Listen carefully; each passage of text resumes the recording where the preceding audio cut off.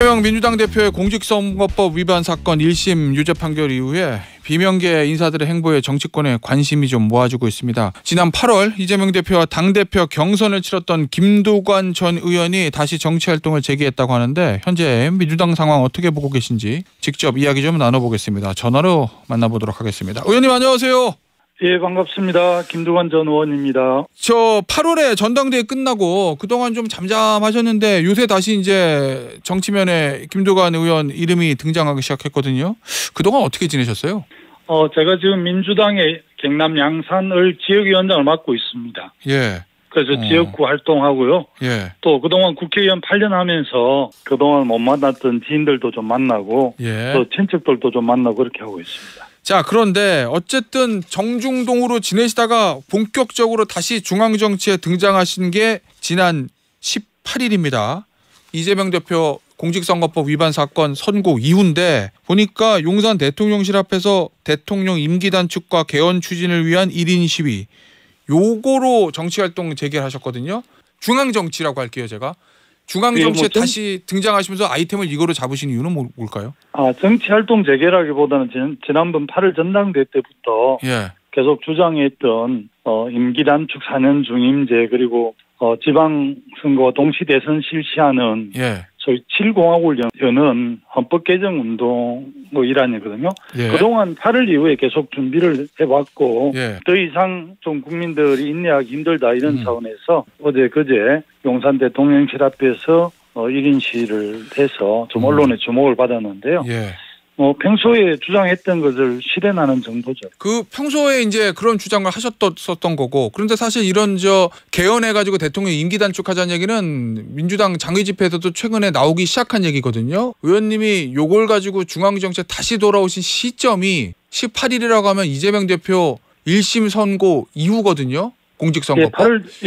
아마 이제 시기가 그래서 그렇게 해석할 수도 있겠지만 예. 제가 그 8월 전대에서 주장했던 7공화국을 여는 개헌 문제를 꾸준히 제기를 했고 최근에 그 8월에 같이 활동했던 동지들께서 국민개헌운동 추진본부를 발대식을 했거든요. 얼마 전에. 예. 그래서 조직에서도 저에게 그런 요청을 했고 저도 평소에 그런 생각을 했기 때문에 본격적으로 시작한 게 우연히 그렇게 일치가 돼서 예. 그렇게 해석을 하시는 것 같습니다. 그러면 이재명 대표가 1심 선고가 좀 안 좋게 나와서 비선거권이 제한이 될 수도 있는 위험한 상황에 놓인 것 이것과는 전혀 무관하다? 예, 그렇습니다. 그리고 지금 이재명 대표의 사법 문제와 관련해서는 우리 당은 이제 생존이 걸려있는 문제지 않습니까? 예. 그래서 사실은 우리 전 당원들 그리고 또 우리 당을 또 아끼고 지원하는 국민들께서도 윤석열 정부의 국정 운영 전반에 대해서 이대로는 안 된다 이런 생각을 하고 있기 때문에 아마 국민들이 이렇게 참는 인내도 거의 한계에 온 것 같아요. 예. 그래서 어쨌든 국민들 주권자들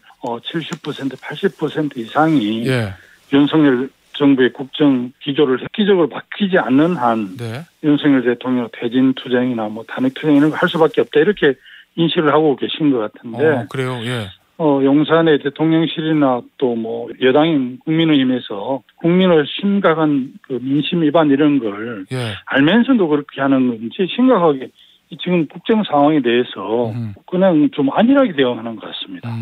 알겠습니다. 지금 민주당에서 어쨌든 이재명 대표 선거가 안 좋게 나오고 요거 법적으로 대응하는 건 대응하더라도 정치적인 대응 방향 요거 좀 얘기를 해봐야 될 텐데 일부에서는 탄핵 얘기를 하는 것 같기도 하고 개헌을 통한 조기 대선 얘기로 하는 것 같기도 하고 조금 의원들마다 생각이 좀 다른 것 같아요. 의원님은 어떻게 보세요?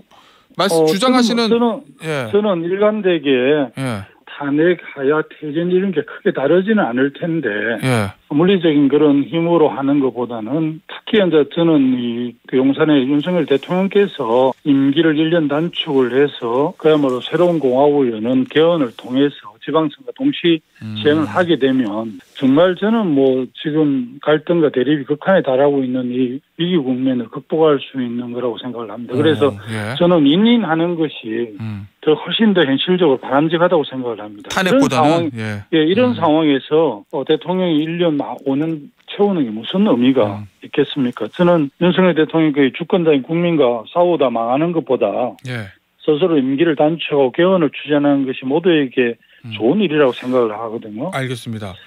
네. 어제 제가 박지원 의원 인터뷰했는데 박지원 의원은 이렇게 얘기하시더라고요. 정권 퇴진 운동에 준하는 수준으로 대응해야 한다. 요 말에는 어떻게 보세요? 동의하십니까? 아니면 사실은 뭐 이제 퇴진 투쟁 또 스스로 물러난 하야 예. 또 국회에서 결의를 하고 헌법재판소에서 결정하는 그런 탄핵 절차들이 있지만 예. 저는 이제 갑자기 탄핵이 되거나 하야를 국민들은 했으면 하는 그런 바람들을 가진 분이 워낙 많지만 예.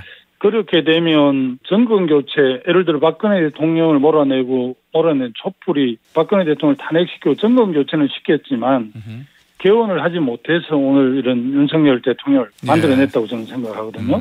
탄핵을 하게 되면 60일 만에 새로운 대통령을 선택하는 정권교체가 되기는 하는데 정권교체가 목표가 아니라 새로운 시대를 여는 제도와 법령을 만들어내는 새로운 4차 산업혁명 시대 또 시대 흐름에 조응할 수 있는 이 헌법을 개정하는 게 중요하지 않습니까? 헌법은 한 나라의 정체성과 운영 원리를 담고 있는 국가의 최고 규범인데 사실은 정권 교체만 하는 게 중요한 게 아니라 새로운 시대를 대응할 수 있는 알겠습니다. 헌법 제도 체계를 만드는 게 훨씬 더 중요하다고 생각을 합니다. 그래서 저는 오히려 우리 당내에서 탄핵이다, 하야다, 퇴진이다, 뭐 이 임기 단축을 위한 개헌이다 이렇게 다양한 논의들이 있는데 저는 일관되게 지난 전대부터 이 시점에서 임기 단축을 1년 알겠습니다. 대통령이 결단을 하고 새로운 공화국을 여는 헌법 개정을 하고 뭐 1년 한 6개월 정도 시간이 있기 때문에 그렇게 해서 이렇게 새로운 시대를 여는 것이 바람직하지. 우리 국민들께서 지금 치열하게 이렇게 대결 정치에 대해서 굉장히 한매를 느끼고 있지 않습니까? 알겠습니다. 우리 정치권 이것을 정말 저는 받아들여야 된다고 생각합니다. 의원님, 어쨌든 1심 판결 이후에 이재명 대표의 사법 리스크가 1심이긴 하지만은 조금 현실화된 것 같은데 1심으로만 보면 지금 민주당 내부에서 플랜 B, 포스트 이재명 이런 거 준비해야 됩니까? 내부적으로도 아니면 그럴 때가 아닙니까? 어떻게 보면 뭐 제가 언론에 책임을 돌리고 싶은 생각은 없지만 너무 많이 앞서 나가는 것 같고요. 그래요? 지금 당이 생존 위기에 있는데 플랜 B를 논의할 그럴 때가 아니라고 저는 생각을 하고요.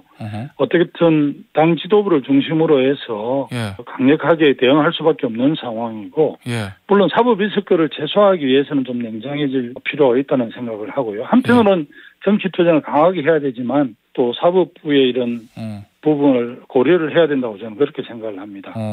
아직은 최민희 의원이 뭐 이렇게 발언을 세게 하던데 감정적으로 그렇게 하면 더 큰 저는 낭패를 볼 수 있고요.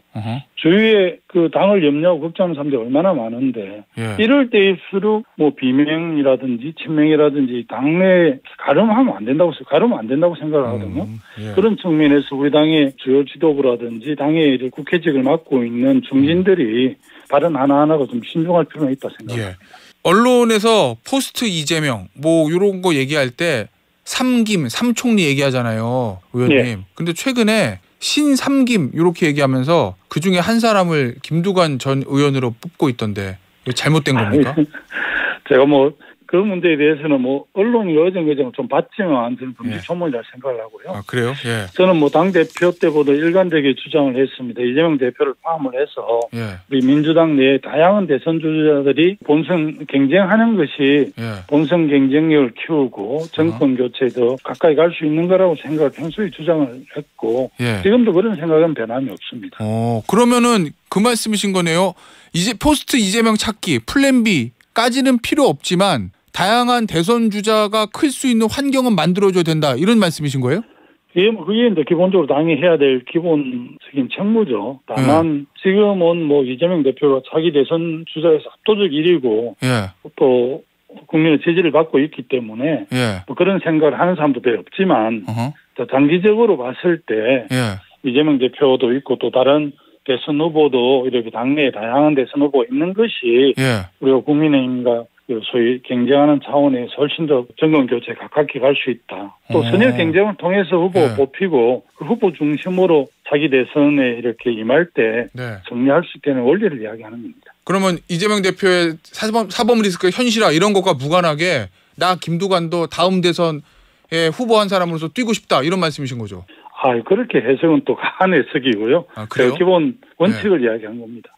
그러면 그 다양한 대선 후보가 이렇게 뛰어놀 수 있는 당의 토양을 만드는 거 이게 자연스럽게 플랜 B로 연결되는 거 아니에요?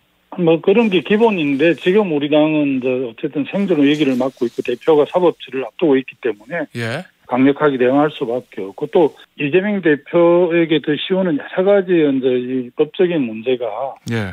또 어쨌든 법이라는 게 공정과 상식인데 특히 예. 이제 윤석열 정부의 국정 운영하는 키워드가 그렇지 않습니까? 그런데 이제 워낙이 저희 정권을 획득한 그래서 이제 지금 이런 상황을 유급무죄, 무급유죄라고 하잖아요. 예. 이렇게 이제 인식하고 있기 때문에 이렇게 대응할 수밖에 없는 상황이죠. 알겠습니다. 지금은.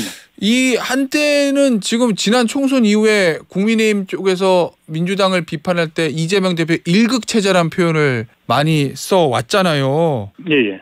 의원님. 아마 지난 전당대회에서 이거를 굉장히 강하게 비판하시면서 이른바 개딸이라고 불리는 강성 지지층과의 결별해야 된다. 이것도 말씀하셨다가 뭐 문자도 많이 받으셨잖아요. 그건 뭐 지금도 큰 원칙의 대남이었고요. 예. 우리 이제 민주당의 강점은 다양성과 민주성, 역동성이 강점인데 예. 당내 이런 그 강점들을 살려내지 못하면 예. 당이 역동적으로 자기 대선에 또 지방선에 대응할 수가 없고요. 예. 당내에 뭐 민주정당에서 당내에 다양한 목소리 있는 건 기본인데 그 다양한 목소리까지 소위 옥죄려고 하는 그런 강성 지지층의 그런 양태에 대해서는 제가 지금도 뭐 비판적 입장 갖고 있습니다. 최근은 어떻게 보세요? 최근에 이재명 대표 1심 판결 이후에 보면은 좀 강한 아까서 최민희 의원 얘기도 김두관 의원이 좀 언급을 해주셨습니다만 강한 발언들이 많이 나오고 있잖아요. 그 부분은 뭐 어떻게 보십니까? 일면 보면 굉장히 이제 그 이재명 대표를 엄호하는 발언이고 또 뭐 이렇게 해석할 수도 있지만 저는 뭐 이재명 대표의 사법부의 판단을 뭐 정치투쟁을 통해서 해소하기가 쉽지 않고 오히려 정치투쟁이라는 것이 국민의 민심을 획득하는 일이라고 생각을 합니다. 그런 차원에서 그런 강경 발언들이 오히려 우리 당을 국민으로부터 멀게 하는 측면들이 있어서 어쨌든 정치투쟁의 큰 그 성과라는 것은 국민의 민심을 획득하는 일인데 특히 뭐 완전 정부 여당이랄까 대통령 국정 정책에 대해서 모를 하고 또 국민의 힘을 강력하게 지지하는 분들을 우리가 어떻게 획득해내겠습니까? 어쨌든 그 중도층이라 할까 일반 시민들의 지지를 획득해내야만 대통령 퇴진도 시키고 하야도 시키고 또 임기 그런 코너에 몰렸을 때 대통령께서 결단할 수 있는 게 이제 임기 단축, 개헌 이런 거라고 생각을 하는데요.